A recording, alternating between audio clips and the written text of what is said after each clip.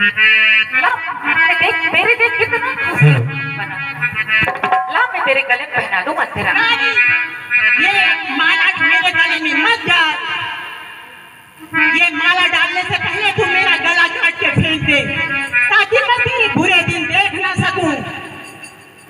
क्या बात है मंथरा, तू आज इतनी अलग से दिखाई क्यों पड़ रही है? कितनी उखड़ी हुई सी क्यों है?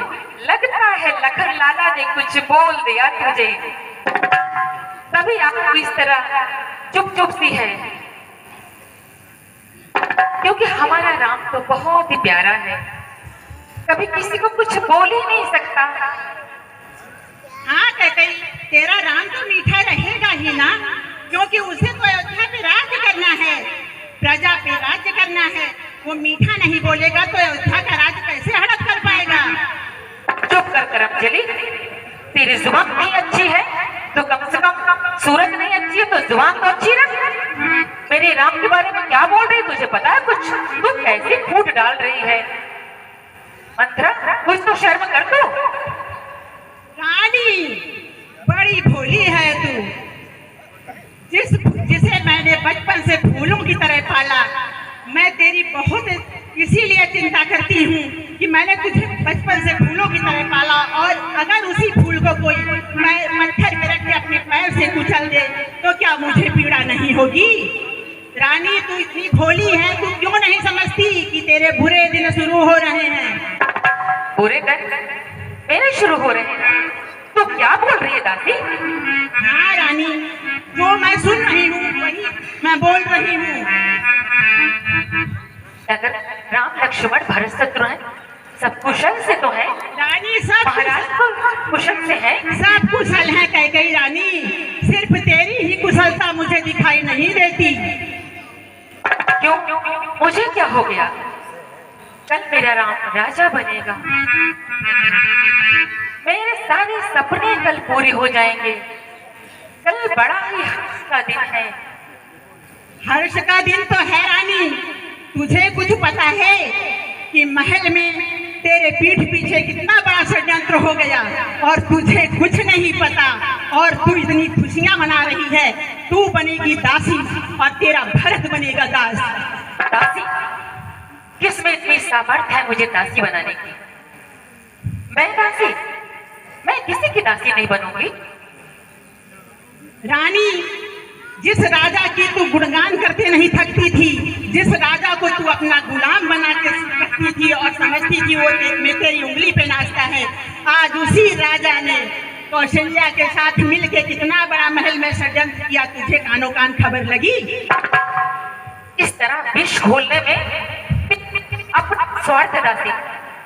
रानी, संसार स्वार्थ पे ही नहीं चलता, कुछ तेरे हितैषी भी होते हैं जो तुझे अच्छी बातें समझाने की तेरा हित चाहते हैं। अब आगे तेरी मर्जी।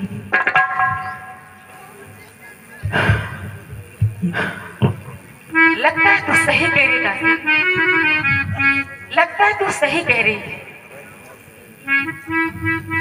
मैं ऐसा कभी नहीं होने दूंगी, मैं ऐसा कभी नहीं होने दूंगी।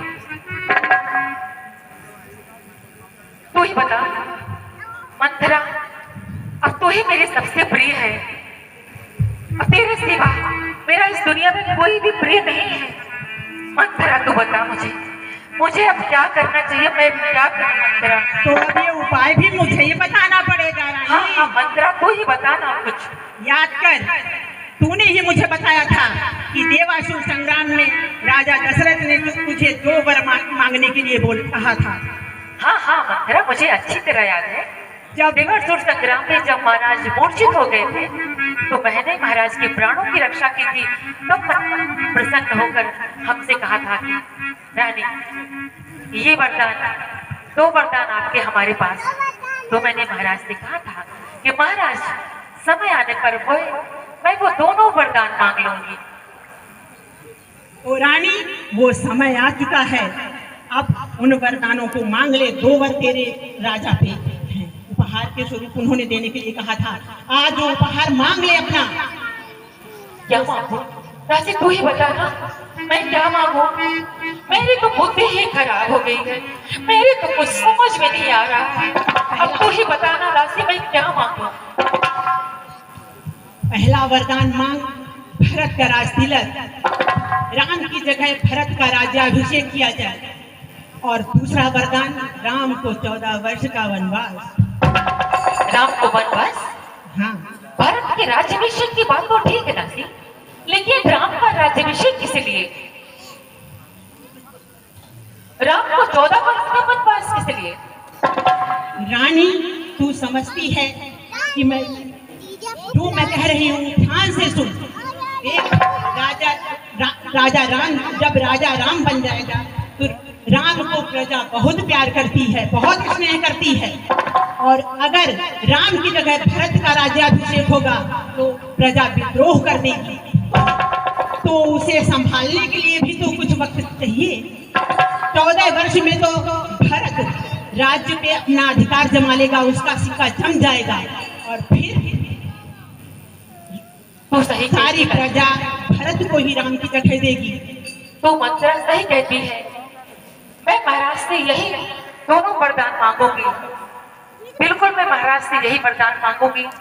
मैं राम को राजा कभी नहीं बनने दूंगी। हमारा पुत्र दशरथ, हमारा पुत्र भरत ही राज्याभिषेक का उत्तराधिकारी होगा। हमारा पुत्र ही उत्तराधिकारी होगा रघुकुल का।